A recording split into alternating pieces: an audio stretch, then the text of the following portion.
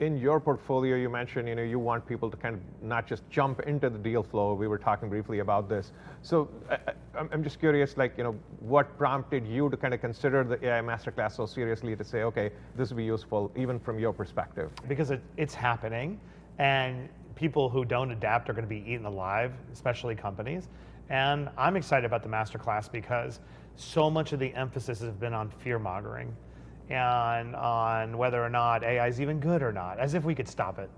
And so I feel like anything that leans in but gives the CEOs and C-suite executives and board members comfort that this is a powerful tool for productivity is fantastic. And there just isn't a lot of quality content out there around AI. There's granular content, for anybody who spends all their time on Twitter. There's like a lot of great stuff at the most tactical level, but there isn't anywhere to turn where you can see from a 10,000 feet perspective the entire landscape around AI, but not stay there, zoom in, right? Because that's not interesting enough. I mean, to just learn broadly, about trends and whatnot. Actually learn practical ways in which you could use AI to solve problems.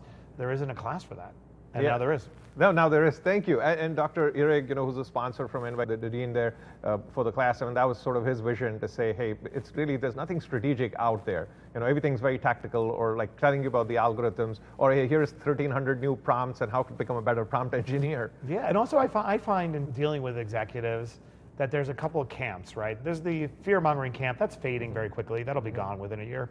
But there's the camp of, I don't understand all this stuff. It's like dizzying, or they think ChatGPT is AI, which it isn't.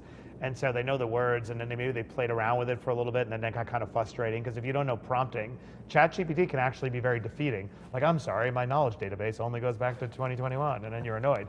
And they haven't even played around with Agent GPT, where it's like, wow, that's kind of amazing. And so I think what's happening, especially with sort of early adopters, but who don't sustain the interest, is they tinkered and it left them slightly unsatisfied, and then they moved on and got distracted.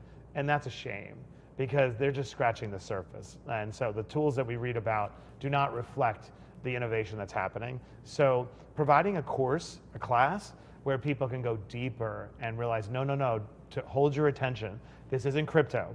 This isn't the metaverse. This isn't a bubble, even, in my opinion. Forget about valuation, whether NVIDIA should be 50 times forward earnings. It's irrelevant to me.